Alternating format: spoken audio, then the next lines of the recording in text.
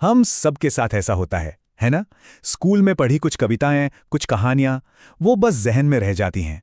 वो सिर्फ एग्जाम के लिए नहीं होती, बल्कि हमारी सोच को, हमारे उसूलों को एक शक्ल देती हैं। जरा एक मिनट के लिए सोचिए, स्कूल की वो कौन सी एक कहानी है या कोई कविता जो आज तक याद है? कौन सा ऐसा किरदार था जिसने दिल पर एक गहरी छाप छोड़ी? तो आज हम लोग ना ठीक इसी बात पर थोड़ी और गहराई से बात करेंगे। हम दो ऐसी ही जबरदस्त रचनाओं को समझने की कोशिश करेंगे जो भारतीय क्लासरूम का एक अहम हिस्सा रही हैं। एक है देशभक्ति से भरी कविता और दूसरी है एक दादी के पढ़ने लिखने के जुनून की कहानी। चलिए शुरू करते हैं। सबसे पहले बात करते हैं उस कविता की जो हम सबको एक सामूहिक पहचान का एहसास कराती है। देखिए, इस कविता की जो सबसे खास बात है ना, वो ये है कि कवि सुब्रमण्य भारती ने देश की एक बहुत ही भव्य तस्वीर बनाने के लिए कितने शक्तिशाली सिंबल्स, मतलब प्रतीक, इस्तेमाल किए हैं। जैसे हिमालय, जिसे वो हिमवंत कहते हैं, वो सिर्फ एक पहाड़ नहीं, वो हमारी ताकत और हमारे स्थायित्व का प्रतीक है। वैसे ही गंगा नदी, वो पवित्रता और उदारता का प्रतीक है। और उपनिषद, वो तो हमारी हजारों साल पुरानी आध्यात्मिक और दार्शनिक विरासत है।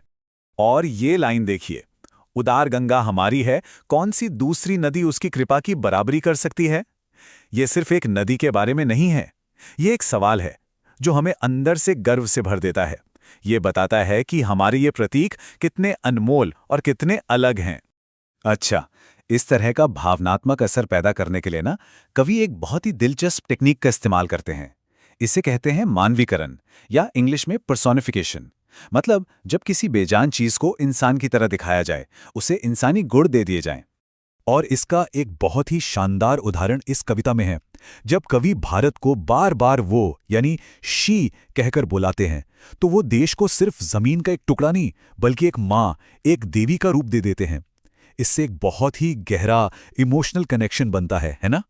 तो ये तो हुई राष्ट्र के गौरव की बात। अब चलिए इस बड़े कैनवस से हटकर एक बहुत ही पर्सनल, बहुत ही दिल को छू लेने वाली कहानी की तरफ चलते हैं। एक इंसान के सशक्त होने की कहानी। ये कहानी है एक दादी की, अव्वा की, और उनकी साक्षर बनने की ये यात्रा ना 4 बहुत ही अहम पड़ावों से गुजरती है। सबसे पहले उन्हें बहुत असहाय महसूस होता है जब वो अपनी पसंदीदा कहानी काशी यात्रा का अगला हिस्सा नहीं पढ़ पाती। फिर वो ठान लेती हैं कि इस निर्भरता को खत्म करना है। इसके बाद कमाल का समर्पण। वो एक स्टूडेंट की तरह होमवर्क करती हैं, अभ्यास करती हैं, और आखिर में दशहरे के त्योहार पर वो अपना लक्ष्य पा लेती हैं। वो आज़ाद हैं, वो खुद पढ़ सकती हैं। और जानते हैं ये सब उन्होंने किस उम्र में किया? 62 ईयर्स की उम्र में। ये एक नंबर ही उनकी हिम्मत और उनके संकल्प की पूरी कहानी कह देता है।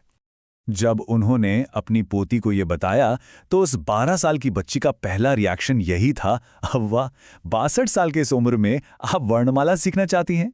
उसकी इस हैरानी में ही उस दौर की सोच छिपी है कि भाई, सीखने पढ़ने की भी कोई उम्र होती है। लेकिन दादी का जवाब, वाह, वही तो इस कहानी की जान है। वो कहती हैं, एक अच्छे काम के लिए अगर ठान लो तो कोई भी मुश्किल पार कर सकते हो। सीखने की कोई उम्र नहीं होती। ये सिर्फ एक लाइन नहीं है, ये एक फलसफा है।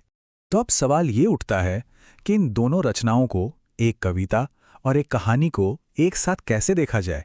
चलिए इन दोनों में ज्ञान के जो अलग अलग रूप दिखाए गए हैं उनकी तुलना करते हैं। यहां पर यह बात बहुत साफ हो जाती है। एक तरफ है कविता वाला ब्रह्म ज्ञान, मतलब उपनिषदों का वो ज्ञान जो हमें विरासत में मिला है, जो हमारी सामूहिक धरोहर है। और दूसरी तरफ है दादी की कहानी वाला ज्ञान, कन्नड़ वर्णमाला सीखना। ये व्यक्तिगत है, प्रैक्टिकल है, जिसे उन्होंने खुद कमाया है। और देखिए, दोनों ही ज्ञान कितने जरूरी और सम्मान के लायक हैं। और फिर आता है कहानी का वो पल जो सच में रोंगटे खड़े कर देता है। जब दादी अपनी पोती के पैर छूती हैं, वो अपनी पोती के नहीं, अपनी टीचर के पैर छू रही होती हैं। वो कहती हैं कि एक टीचर का हमेशा सम्मान करना चाहिए, चाहे वो उम्र या लिंग में कोई भी हो। ये रिश्तों को एक नया ही आयाम दे देता है। तो जो एक बात दोनों में कॉमन है, जो एक साझा मूल्य है, वो है गुरु या टीचर के लिए सम्मान। कहानी में दादी अपनी छोटी सी टीचर का सम्मान करती हैं, और कविता में देश उन महान ऋषियों और बुद्ध जैसे गुरुओं का सम्मान करता है जिन्होंने इस जमीन को ज्ञान से सींचा। ये एक बहुत ही गहरी सांस्कृतिक जड़ है जो दोनों में दिखती है। तो आखिर में इन दोनों को एक साथ पढ़ने से हमें सबसे बड़ा सबक क्या मिलता है? कुल मिलाकर 4 बातें सामने आती हैं। पहली, शिक्षा हमें आत्मनिर्भर बनाती है, जैसा दादी ने हमें दिखाया। दूसरी, सम्मान, चाहे वो गुरु का हो या परंपराओं का, वो हमारे रिश्तों को मजबूत करता है।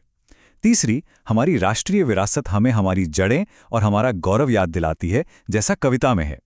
और चौथी और सबसे जरूरी कि दृढ़ संकल्प के आगे उम्र या कोई भी बाधा मायने नहीं रखती।